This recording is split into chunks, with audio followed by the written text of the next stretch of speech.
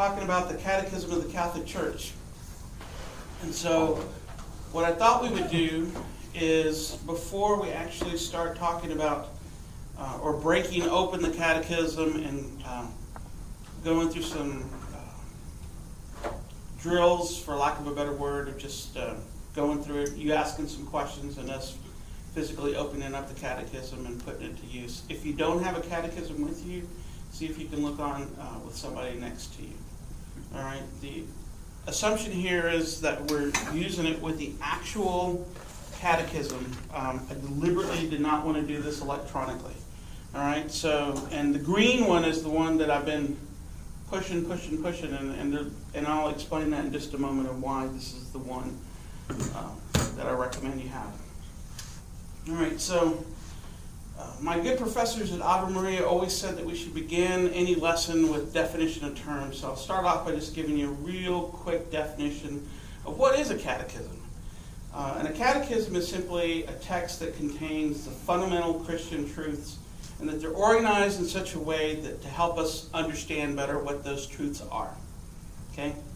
So I like to think of it as kind of being an encyclopedia, a dictionary, and a history book, all kind of wrapped up into one big document. All right? There are actually two types of catechisms. There are major types of catechisms. There are minor types of catechisms. In the history of the church, there have been two particular type of major catechisms called universal catechisms, meaning for the entire church. And the first was promulgated in 1566 by Pope Pius V, and it's commonly called the Catechism of the Council of Trent. Okay, and you can find that online, not searchable, but normally in PDF form or hyperlinked. And the interesting thing about that is the way that catechism is organized. This catechism is also organized in the same general format as well. And then the second type of catechisms we have are called minor catechisms. And these are more locally based. Some of you may remember the Baltimore Catechism. The Baltimore Catechism, and in fact, I wish I would have brought one with me. I feel bad. Mine's right there on my desk. So a Baltimore Catechism is a local catechism. And so it's not universal, but local churches are allowed to put out their own catechisms that are based on the more universal catechism. When you say local, you mean to the U.S.? Yeah, I mean, the term local, when used by the church, means can mean diocese, or it can mean an entire country. Okay. For example, and I'm getting a little ahead of myself, but when the church came out with the Catechism of the Catholic Church, one of the primary reasons for having the universal one was also so that local bishops or conferences of bishops could get together and put out their own localized ones. Some of you may have seen the burgundy or reddish colored catechism that's the United States. That color? Yeah, it's that color. It's about this color, maybe a little more reddish, and it's about half the thickness of this. And one way that you know that you have it is that each chapter begins with a highlight of an American saint or American holy person. So that's another example of a local or a minor catechism. All right, so a little background on how this catechism came to be. You know that I had been talking to you a couple of weeks ago about this extraordinary Synod of Bishops that's getting together in 2 months now, or next month, I lose track, to discuss the family and issues related to the family. Well, in 1985, an extraordinary Synod of Bishops got together, and one of the things that came out of that synod was they suggested that it was time to bring out another universal catechism. And they made a presentation to Pope John Paul II at the time. And in 1986, he appointed a commission that was made up of theologians and cardinals and other religious, and he put Cardinal Ratzinger in charge of that commission, who would later become Pope Benedict XVI. So And I don't know if y'all know this or not, but John Paul and Benedict were pretty good friends. You know, they got to know each other quite well during Vatican II. During Vatican II, Ratzinger was not a cardinal or a bishop. He was a Monsignor, but he was already recognized as a great theologian, and the two had had conversations and met there, and they continued to have that friendship throughout their lives. And in some ways, he became John Paul's right-hand man.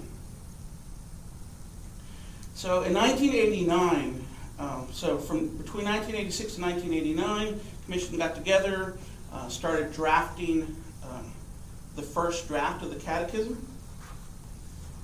And this isn't like they all got together in one building and did this. They kind of sent it out, and then they would, gather it together. I know that there were some American theologians that were involved in it. I know that one of our professors that I had at Ave Maria helped write part of the Catechism. If you remember Father John Carapi, he was part of helping write the Catechism as well. And just either reviewing or writing parts of it. So in the 1989, they then, after they had their first draft, they distributed it to the bishops, all the bishops throughout the entire world, to review. And they gave the bishops an opportunity to make amendments and suggestions to the document. So this didn't just happen overnight. All right, so then after they got all the proposed amendments and revision, the commission got together and finally made the final draft that was finished either in late 1990 or early 1991, and they presented it to John Paul II in 1991. And then the first edition of this was published in 1992. We used to have some in the library. I don't know if we have them anymore. It was kind of a tan-colored book. Okay. Anybody seen? Do you have one of those? Yep. Okay, so that's the first edition of this. All right. And so that was promulgated on October 11th, 1992. And subsequent to that, I think it was almost 2 years after that, this came out, the second edition. This made some modifications because this is based on the Latin translation. That was based on the French translation.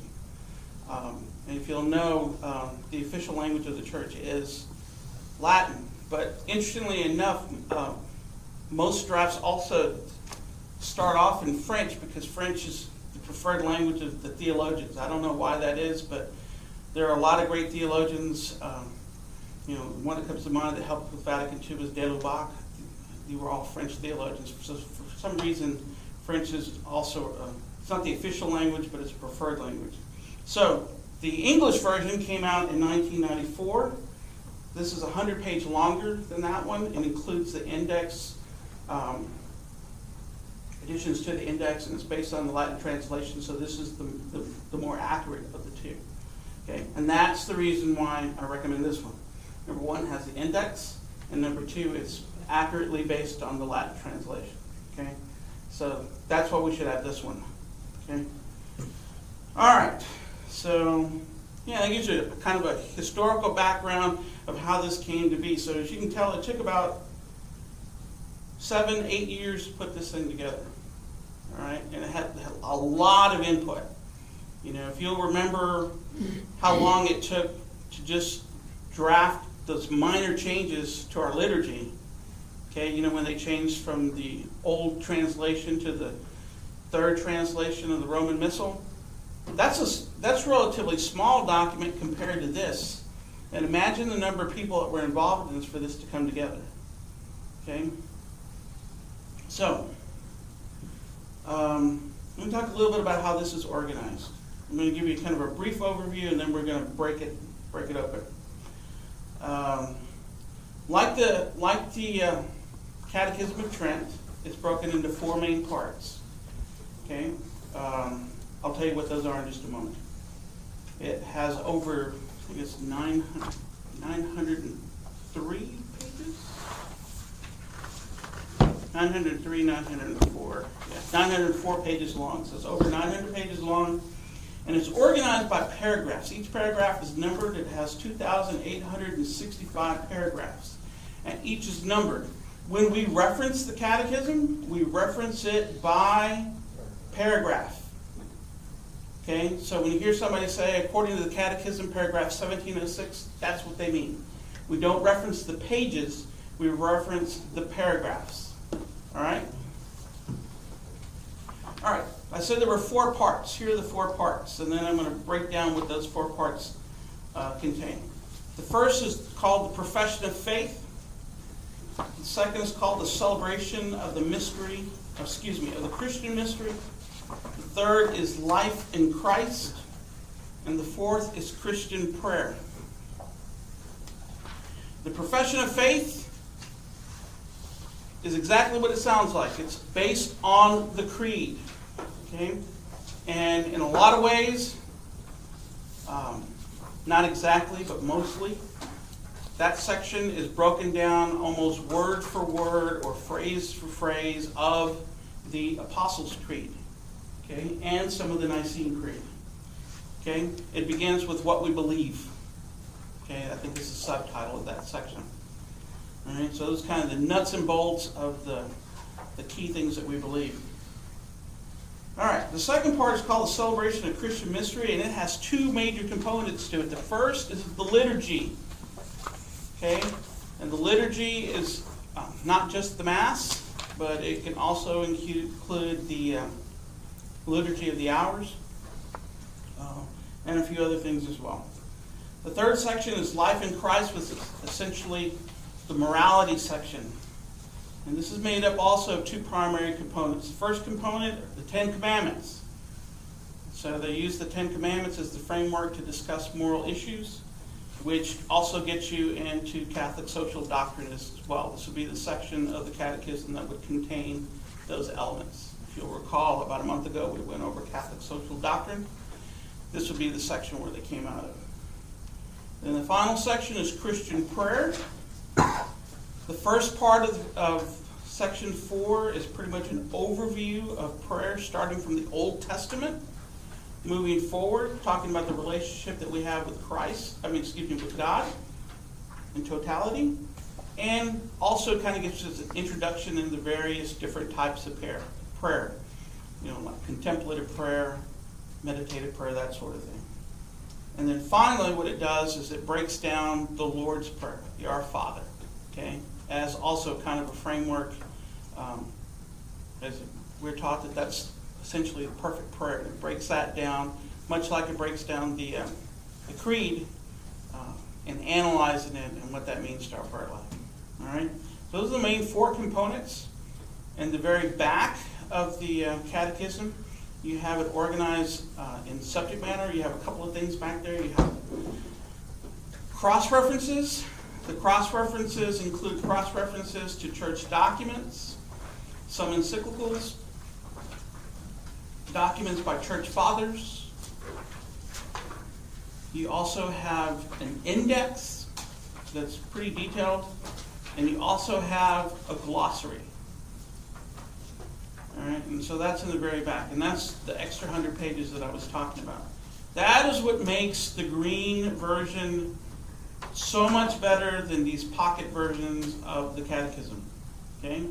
The pocket versions are good to have as, like a desk reference or something if you know where you're looking for it. But if you don't, if you need to know, hey, I'm going to ask a question, or I'm working on a presentation for RCIA or for children's RCI or whatever the case may be, and you don't know exactly what the church teaches, you kind of have an idea, but you want to be grounded in what the church teaches, then you want to have that index.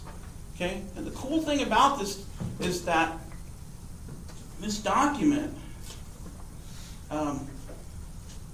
is meant for everyone. Okay? I once got into a little bit of an argument with one of our former deacons who claimed that the Catechism was too heady for everyday normal people. And that's not the case. Okay? This is meant for each and every one of us. This is meant for everyday people to read. Okay? And it's not that difficult to understand. There's some words in there that you might encounter that you don't know, but get a dictionary. Okay? And some of the terms that we may not use in our everyday language, well, that's what the glossary in the back is for as well. Okay? And if you come across one other Catholic